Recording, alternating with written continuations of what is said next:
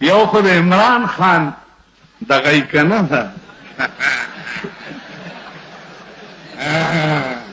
هغه له د چا جینکۍ راځي دسخط اخیستوله جینۍ والا د چا راغلې وه دسخط اخیستوله دا جینکۍ ورته د چا ناستي په سټیډیم کې د دې د سټ په ویښتو د درېیمې تبې ورکېږي چا چې ملیریا یو د چا ښځه سټیډیم کې کرکټ ته ناست دي د هغه سټ نه یو ویښته ټول مرض به پیځي د هغه د ټاک د لګان ما وې دا پهلوانانو ته ښځې ناست دي نو چې دی پهلوان ته هغه سنډا ته م وګوري او د خپل مېړه ته وګوري دی مږې ته نو دا ښځې وایي چې و مور او پلاره کور دې وران شو دا څه مږیله دې ورکړی یم سړی خو دغه دی وایه دغسې شرمېدلي قوم سره به څه کوې یا به ښځې مانه لاړې شي کتاب کتوله هغه جي دا ته وګوره ماشوم دی سوری پې شوی دی نو هغه جي کتاب اوهو غیب علم تېرېده په دې سوری شوی اوس په ایمان د غیب علم سوری کوم ځای دی واخله واخله واخله واخله خورې واخله واخله واخله خورې واخله راشه کنه واخله راشه کنه لکه دا دلې دا کوم بازار دی کوچي بازار مینا بازار کومه کپړه راوالم درته خورې وایي ماواله کپړه ماواله پوس پرې کړو ماواله ماواله کپړه دا زمونږ ملک دی دې دپاره دې خوا وګورئ مولانا فضل الرحمن صاحب ته وایم د دې علاج الیکشن نه دی الیکشن کې به همدغه خره دقت یې بیا بدلی شي په بل روپ کې ټول ګن مونږ یو حکیمو چې دا ښځې به یې ولیدې او کور ته به راغی نو ښځې خو تاسو ګورئ که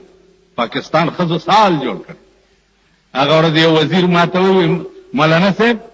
وګوره که نه اوس ملک کې دا سړک او دا ترقي وګوره ما ورته ویل خبره اوره سړک یې د پیرنګیانو وخت کې وي لعنت دې په هغه چای چې څوک به په پاکستان کې بله ترقي مني سوا د ښځو د ترقۍ نه ښځو ترقي کړې ده راشئ مازدیګر کې په صدر روډ باندې وګورئ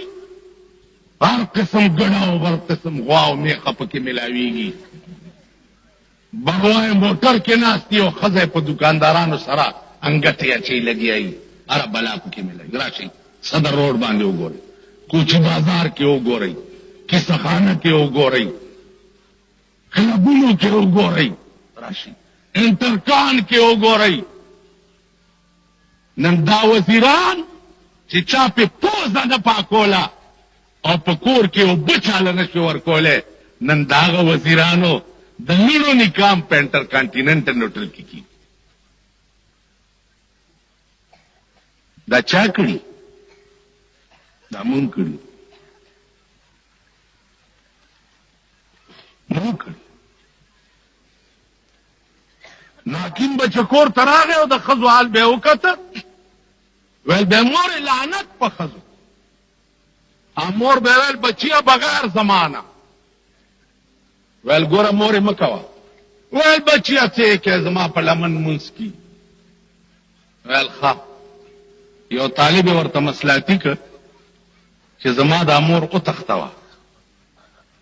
طالب به کور ته تلو راتلو مور ته یې ویل چې یاره ما سره نکاح نه تړي بوډۍ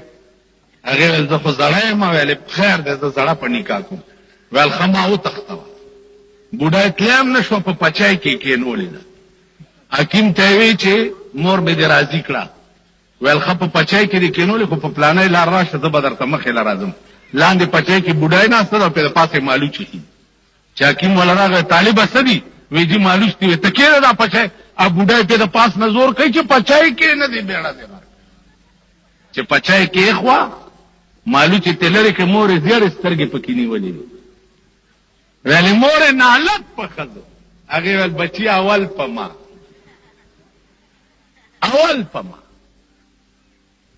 نو عزیزانو ټول مرداري مونږ جوړه کړې